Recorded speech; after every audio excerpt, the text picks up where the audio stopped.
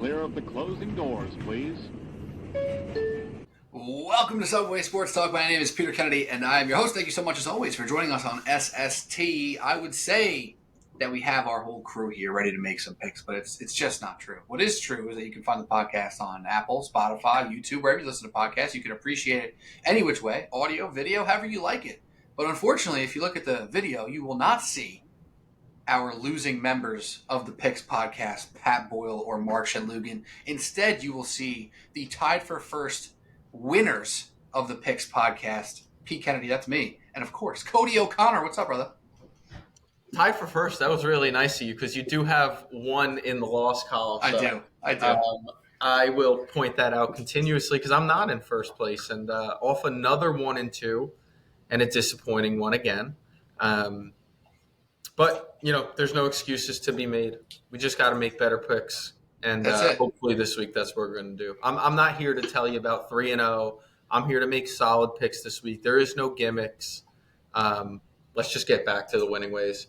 Yeah, and from my perspective, I was very proud of my Giants plus 6.5, and I really hyped them up on the Picks pod last week. I said that the Packers were due for a letdown, which they did. Jordan Love came back to earth by 1 million. That was great for me, but that only counts as one, Cody. I said in the text chat that it felt like it should count as two. It doesn't. It counts as one. But what really upset me is I really liked Buffalo last week. I really, really liked them, but I put them in a teaser because I was being a coward.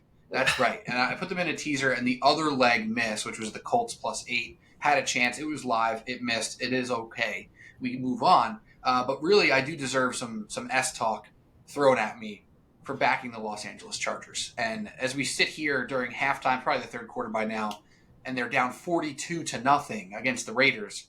I got you live right now, and I wrote it in the chat. Devontae just scored, which was huge for my fantasy matchup. Good it for is you. now 49-0. My early in the third goodness. Quarter. Brandon Staley might not make it out of the third quarter. If they don't fire him now, what are they doing? We laughed because Richard Sherman said at halftime that they should fire him before half. He should be fired before they go out for the third quarter. Which it's wild to come at another man's job generally, but obviously it's understood when you're talking about football. It's wild to do it live. Like when the guy's like walking by you towards the locker room and Sherm's on Amazon Prime like, yeah, fire him right now. It's unbelievable. But yeah, listen, it's over for Brandon Staley. Yeah. It's not over for our boy Herbo. I mean, obviously it is this season, but not moving forward. He obviously deserves more than enough leash to figure this one out and right the Chargers ship. We'll see if Kellen Moore gets the nod. He obviously hasn't kind of been that guy who everyone expected him to be this year. But the Chargers are a conversation for a different day. We don't have to worry about picking them, teasing them, betting against them. We don't have to worry about them at all because they already lost by 100. So it is what it is. Reminder, however, and this goes to our fantasy podcast listeners as well. We had our fantasy podcast, How to Win Your Playoffs in Fantasy, earlier in the week. And one thing I said at the end of the episode that I wanted to say earlier, I'm going to say it again now. There are games on Saturday. Do not forget to check the lineup Saturday morning. Do not forget to check the injuries on Saturday morning. Because if you're relying on, Michael Pittman, and God forbid he's not playing on Saturday afternoon, you need to know that. All right? So remember, there's games on Saturday. So those games are obviously also in play for our picks here on the Picks podcast, which will be released on Friday. So Cody O'Connor, without further ado, you and your 24-18 self, why don't you kick us off with your first pick? I'd love to. And I told you last week I made probably my least favorite pick of all time, and it lost. And I deserved it because I performed a cardinal sin of my own that I never do, and I bet against my own football team. And I got exactly what I deserved. Now, you guys didn't get to see this, listeners, but I did get a live line at plus 230 of the Giants. So I did still, get to hit that money line there. And now I have to go back to him because I don't see how 6 points against the Saints, I know it's in New Orleans, but the dome ain't the same. 6 points feels just far too high to me. And it's a part of a two-legger, so I guess I'm a little bit scared, but I am going to start with the Giants here. I'm going to buy them up to 14, but part of it is I don't think the Saints can blow anybody out, and we've been saying that all year. And you and I both have backed the Saints in the preseason. I got them to win the division in 2 different plays, and I think you had their win total. But Yeah. watching them as often as we do, as closely as both of us are, I think both of us feel they're just not the type of team that's just going to blow you out. I know they just beat up the Panthers. That's the Panthers. This is the Giants. And whether you think Tommy DeVito is legit or not, or if you think the offense is, I don't think there's any denying that this defense with Wink Martindale running the system is legit. And the way I see it is on each level of that defense, they've got two plus guys that are playing outstanding football. And starting on the D line with Kayvon Thibodeau, who's at 12 sacks now on the year. And beyond that, he's just making effort plays and forcing fumbles, and he's all over the place. And all the concerns that came with him and his attitude and what his effort might be going into the draft, I think he's all but answered those. And the other guy, if you don't know him, Dexter Lawrence might be the best interior defensive lineman in all of football. That's not hyperbole. That's not me being a Giants fan. That's just statistics and facts. And he was on a snap count this past week. He will not be on one, I don't believe, against the Saints. Played 20 snaps, and had 12 pressures and a sack in those 20 snaps. The man is a straight-up game wrecker on the interior line. Go to the middle linebacker. You got Bobby Okereke. You've got Micah McFadden there in the middle of your defense. And Deontay Banks looks like a legit cornerback. And Xavier McKinney, despite his comments, has been playing really good football of late. So they've got guys all over that defense. So I feel very comfortable that not only do I not think the Saints are going to blow them out, this is the game the Giants, if they have any true hope of the playoffs, they absolutely have to be able to beat the Saints. I think this is a close game, so plus 14. And then I'm going to go back to a team that I and really a quarterback that I trashed early on in the year, but they've played great football. So I'm going to buy up the Denver Broncos to 8.5 in Detroit. Detroit's a very good home team, so that part's a little bit tough, but I think they're two evenly matched teams. Detroit has not looked great, especially on the defensive side of the ball of late. So I think that, and Russell Wilson just had a baby, so congrats, Russ. Maybe a little daddy bump for him this week. So buying them up to 8.5 again. Detroit not being able to get many stops defensively. Offensively, they still look good, but they just lost to the Bears. They struggled with the Saints. They lost to the Packers the week before. They gave up 40-plus to the Chargers the week before that. They just simply haven't looked like the world beater. 9-4 now, I think they are, but they're not running away with that division just yet. I think Denver's going to keep it close as they are now in a battle in the AFC West. So Giants plus 14, Denver plus 8.5. Lines have moved, so now it's minus 122, but that's pick number one. Cody, you want to be jealous right now? Would love to. You want to be really jealous right now? Because you're going to be upset. Really, now I'm a little more concerned. All right, here's my first pick. Giants plus 6 at Saints. Book it. Come on. What are we messing around for, huh?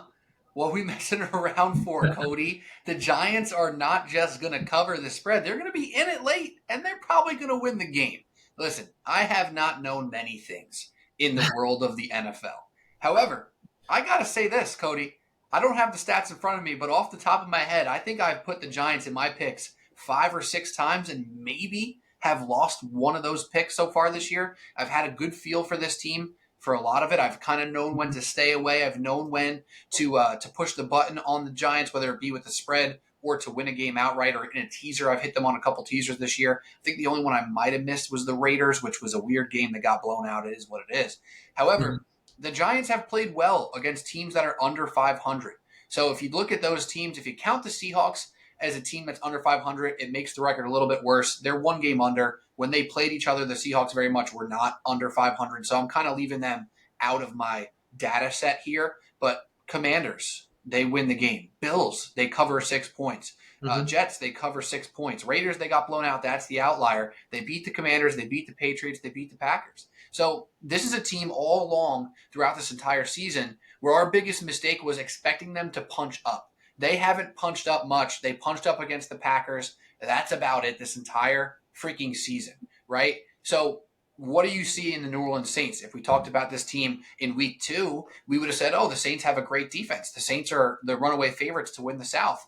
But now the Saints are an offense that freaking struggles. The Saints are a team that can't move the ball. And with all the DeVito hype, with all the Saquon love that you can give, the Giants defense, like you kind of mentioned and outlined there, has been the stalwart of this team, keeping them in games consistently. And I expect nothing less here. Like you mentioned, the Saints are not a team to blow people away. very frequently, and getting to 6 points. Obviously, I wish it was 7, but 6 is more than enough for me. I think this comes down to a field goal. I think it's going to be a close one, and the hype is not all, facades and smoke and mirrors for Tommy DeVito in this offense. They have a little bit of consistency. They are moving the ball pretty well, even on the drives where they're not getting points. You're seeing first downs. You're seeing that offensive line get better over time. And I thought the broadcast did a great job, Buck and Aikman, on Monday night talking about the run game getting better in the second half because the game was close enough that they didn't have to abandon the run.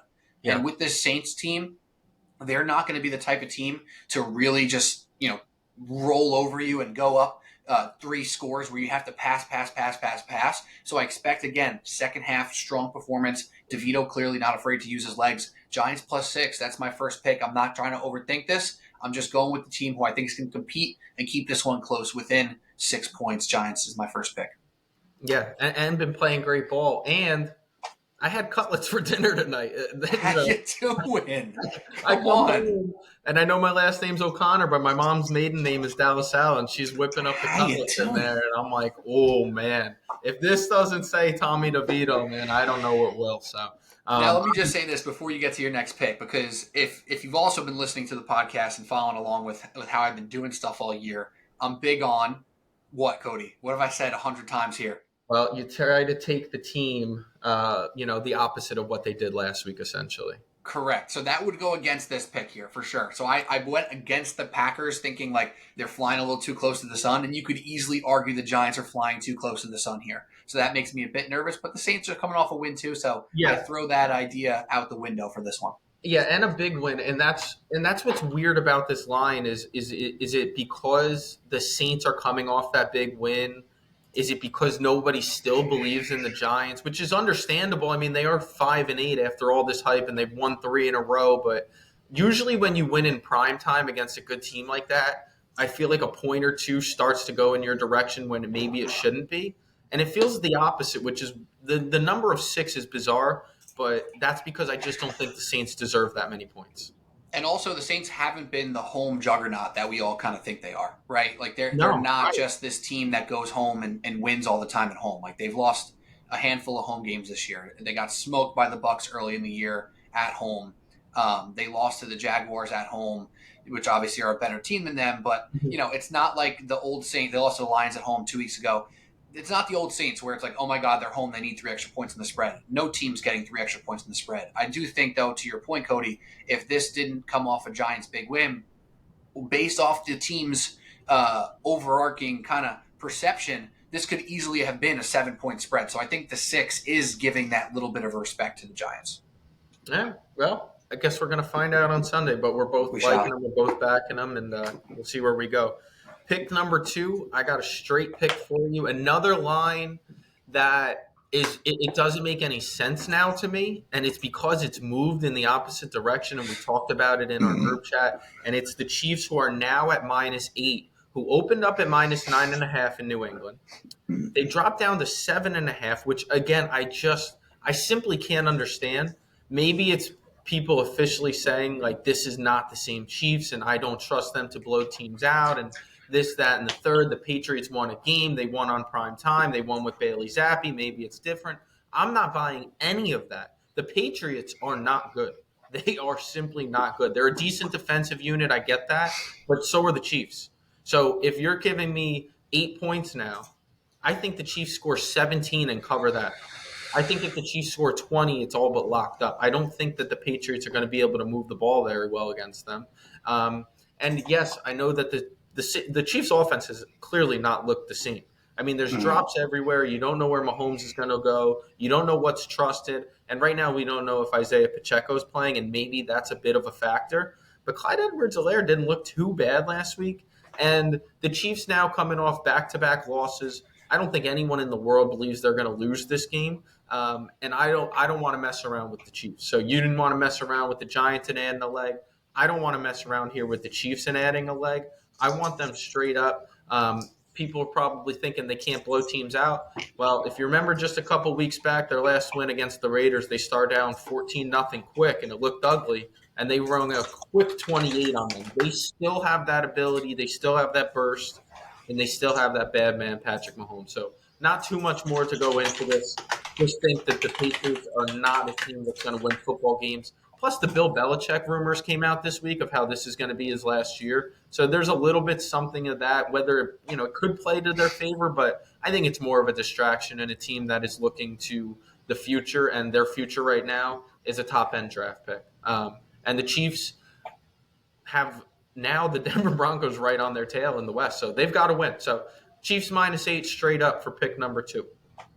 I love it. We're keeping it simple this week, Cody. One thing I forgot to mention about that Giants line too. At +6 here, 63% of the tickets on the Giants, 81% of the cash. So sharp money coming in on the G-men as well. On the Chiefs front, I agree that the weirdest part about that game is the line movement. Like, it just really makes you uncomfy when you see that jump, right? Like, you shouldn't see that from just Pacheco. Yeah. You see a half point here, or maybe a full point here, and you're like, okay, like, whatever, it happens. Maybe there's some really sharp money, and it is what it is. But when it dropped down the way it did to 7.5 at one point, now it's back up to 8. It was a little bit bizarre. And Pacheco, for as much as he matters to that offense, it shouldn't have been that big of a deal. And the Patriots beat the Steelers. Like, come on. Right. It's not like they beat the Bills. Steelers. Exactly. So I'm here for that as well. My second pick, I guess there's a trend here between you and I this week. Maybe we felt inspired from Pat Boyle's raw dog mentality last week. I'm going with another straight bet here as well. I'm taking the Los Angeles Rams -6.5 home against the Washington Commanders. Another spread that's right near that touchdown marker. A little bit frustrating that it is where it is. Obviously, you feel better about teasing them, right, to get them through the 3, get them down to 1.5 or a half a point, just the money line or whatever it may be. But too often this year, I would have been teasing the Giants. I guess I wouldn't have, because they're not over 7. But nonetheless, a lot of people would like to tease the Giants from 6 to 1 or 6 to money line, and Rams 6.5 to a half. And it's like, oh, look at that. How can it lose? I don't know how it could lose. How I'm going to say that I want to bet this, though, is just taking the Rams 6.5, and here's why. The Commanders, out of their last 7 games, they've lost 6 of them. Cody, they've only lost by less than 6 in 1 of those 6 losses. They lost by 3 to the Seahawks 4 weeks ago, right? They lost by a touchdown to the Giants. They lost by a touchdown to the Eagles. They lost by another 12 to the Giants when they lost again.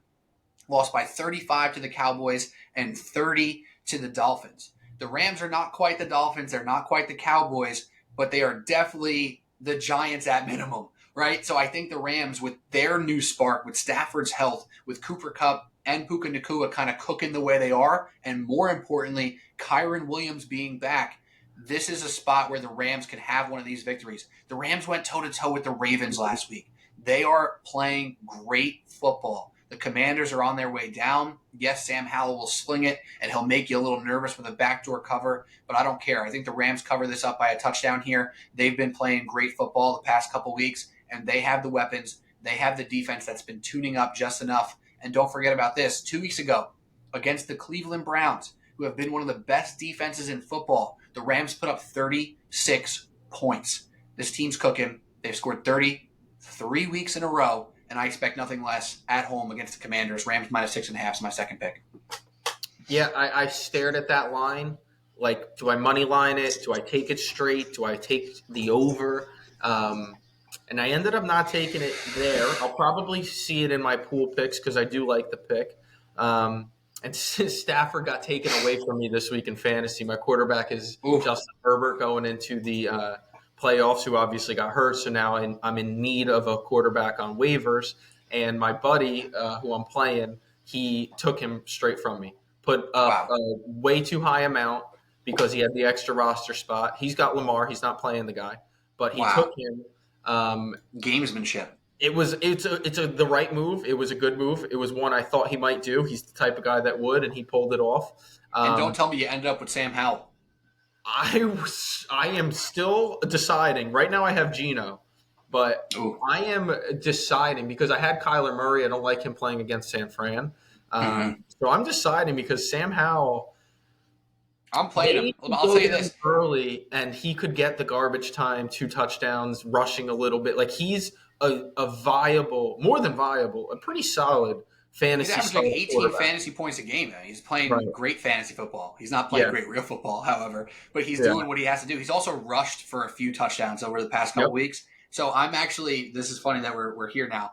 I have Tua in my best league as my quarterback. Started him every week except for the bye. You know, that's just what I did because my team was good. He was great for most of the year. Now I'm like, all right, Tyreek's injury, obviously in the air. They're playing the Jets. The Jets defense is very good. Tua's been scaring me a little bit.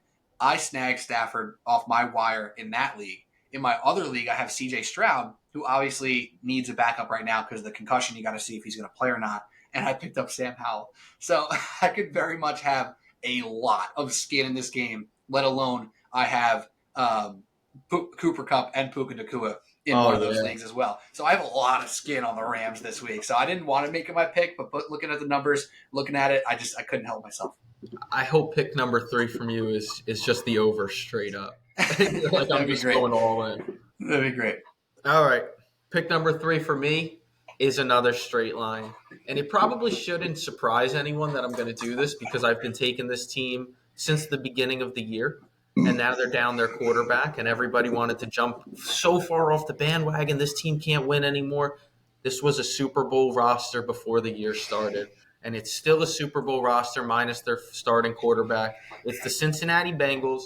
The line has moved a little bit on me, so -3 is my pick, and it's -124, so I just get it into there. It moved to 3.5 at +100 just before. I could see it ending as a field goal. They're playing Minnesota. They're at home against Minnesota, who may be starting Josh Dobbs. Maybe they're starting who's the old San Fran quarterback who finished that game for them? Mullins, yes, Nick Mullins. They won that game 3-0 in one of the ugliest NFL games you will ever watch. They won on a late turnover against this same Chargers team who is now down 49-7 against the Raiders. They gave everything they had to that team, and I think the Minnesota juice has gone. I think that's it. I think that their playoff hopes, their run, there was a middle of the year where they won like 4 or 5 in a row, and they were frisky and they were fun. And whether it's the Josh Dobbs magic or the Minnesota magic or something, it just doesn't feel like that's there right now. And I didn't want to mess around with this pick like you had mentioned. I just wanted to straight line it. And I think the Bengals are going to be able to get this one done. I could see it being a push, and maybe I'll join you in the tie column. But Jake Browning looked really good against the Colts last week. He looked really good 2 weeks ago on Monday Night Football against the Jags. Again, I'm not sitting here saying that this team still has their Super Bowl chances alive, but I do think this team has a playoff chance alive because Jake Browning has been there for 3 years. He's not just a backup that they just pulled off the street recently. He's a guy who has been in the system, and they have developed, and they have felt comfortable with. Obviously, he was never going to overtake Joe Burrow, who's one of the best 3 to 4 quarterbacks in the NFL. But this guy looks like he can play. And he's got Jamar Chase, like I said last week. He's got T. Higgins, like I said last week. He's got Joe Mixon, like I said last week. And now I know his name is Chase Browning, which I wasn't sure of last week. But he's got Chase Browning, huh? You just combined. So do you still know his name? I'm not sure. Chase Browning, that's not it? Chase Brown. Oh. You combined the quarterback, Jake Browning, and Chase Brown, which is a very, very fair mistake to make. But sorry, I had to call you out on that since you said that you knew his name and you didn't. We can edit that, right? Nope, definitely not. No editing. Leave it in. Well, Chase Brown, Jake Browning, Jamar Chase, they're going to chase the Vikings out of the playoff race. How about that? It's going to be the Bengals -3. That's pick 3. See ya 3-0. See ya 3-0, Cody O. I'm still fitting it in. Cody O 3-0. Cody 3-O'Connor. Cody 3-O'Connor. There we go. Yeah, Cody 03, and that's a bit. Yeah. I don't like Cody 0-3. Yeah. You haven't done that this year, so you know what? Cody 3-O'Connor. We like. I've got an 0-3 in there. I got one. It hurts. I've done it too. It does not. It's not fun to go 0-3. No, I mean, we're just saying Mark Shen was 21-18, and he drops an 0-3, and all of a sudden he's back to 500. We're 24-18. You hit an 0-3, and all of a sudden you're getting dangerously close to that 500 mark again. So we got to stay above it, and hopefully these picks are the ones to do it. Yeah, and you know what? It's funny that you went with three straight bets. I'm actually stalling right now to finalize my final picks. I have a few options out there, My first but one I was. wasn't straight, so now I'm It was calling you out. My oh, first one was true. I combined the Giants 14 and Denver plus 8.5. So Damn. it's late, Yeah, well, people. It's late. it is. I blame Pat Boyle and Mark Shenloogian.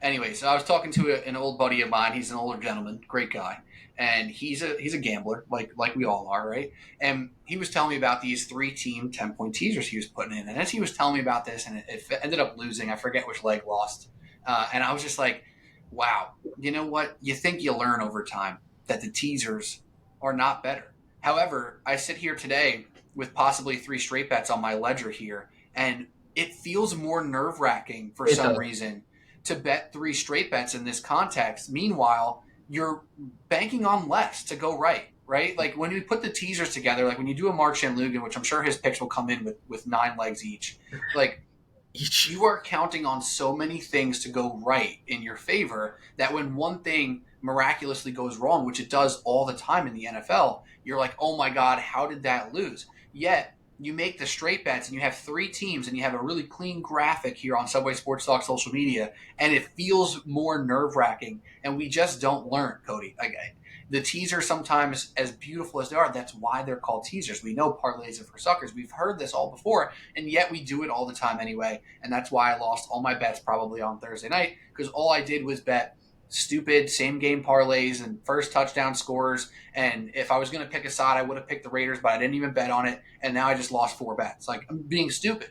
So as I finish stalling here, I'm going to That was good listen to stall. my thank you. I'm going to listen to my own advice, and I'm going to take a straight bet. I'm just going to do 3 raw dogs, Pat Boyle style, Now and you I'm going don't. to go with another one, and I'm going to go with the Saturday night game, and I'm going to take the Detroit Lions -4.5 straight up at home against the Denver Broncos. Right now, there are 47% of the tickets on the Detroit Lions, 67% of the cash. That's at 4.5. So I really like that off the bat. And I think what's really important to note on the Denver Broncos here, they're super turnover dependent at this point in time. When they are not causing turnovers, they haven't been winning. Now, granted, they've won, 6 out of 7? So Yeah.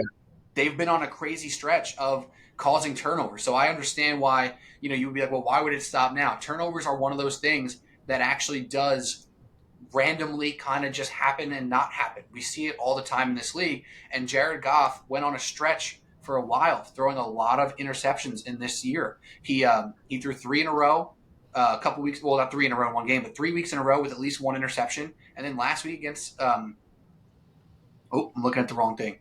I was looking at the game log upside down there. Sorry. He threw 2 last week against the Bears, and obviously that came back to bite him. They got beat out. Then he had 2 weeks before that where he didn't throw any interceptions. So it's not like Jared Goff has been incredibly prone to throwing a ton of interceptions. You got to think about him being back in a dome, being at home against Denver Broncos, who, yes, their defense has been good. But on the other side of it, the Lions defense, which has struggled in many ways, has a good spot here against the Broncos, because the Broncos are not the type of team to just roll over 450 yards. They are winning every single week by just being consistent, not making big mistakes, their defense putting them in big spots. Russell Wilson for the longest time this year hadn't thrown a lot of yards. Like, he hasn't thrown a ton of yards. He hasn't had those games where he's just lighting it up. I think his first 200-yard game of the season was only a few weeks ago, right? So it's not like Russell Wilson's the type of guy to really take advantage of this Lions defense. But also, I think the writing on the wall for the Detroit Lions is like, okay, we've fallen off a little bit. We've been one of the teams that was super hyped up early, and now we've fallen on our face a little bit. It's time for us to put our big boy pants back on. We're not losing to the Packers. We're not losing to the Bears anymore. We're playing the Denver Broncos. That's the same type of team as the Bears and Packers right now. We can't let it happen again. I think the Lions are going to show up. I think they're going to move the ball against the Broncos. They're not going to turn it over. And the Broncos aren't going to take advantage of a mediocre Lions defense like some other teams have. So I'm going Lions -4.5 for my final pick. I can't say I hate it, even though I am on the opposite side. We got our small sandwich opportunity. We usually we seem to have at least one a week, Pete, where we have a sandwich chance. But the thing is, you're right about Russell Wilson. Like, even just watching him, and I almost never have numbers to back up what I'm telling you guys. It's usually my eyes that tell me it. But they are very safe with the football. 1 or 2 times a game, he'll throw a moonball deep shot, and I love that he does that. I wish he did it a little bit more. But those like intermediate 15 to 20-yard passes, those don't really happen for Denver. It's a ton of dink and dunk. It's a ton of running. Russell Wilson's legs have been much better of late. I will give him a lot of credit for that. He's using them more like the old Russ, which he looked just like an old Russ, and now he's an older, But Right. he's using his legs again, and that's been a big way for them to move the sticks and pick up third down conversion. But it's not a ton of those, like I said, 10, 15, 20-yard passes over the middle or down the field. It's a lot of home run shots, or a couple rather, and then a lot of dink and dunk. So I see where you're coming from, but they have been in even the game they lost to the Texans that went right down to the wire. So in this 7-game stretch where they've won 6 of them, they've won it or been right there in all of them. So it's hard to not back that, and that was my thinking there. But yeah.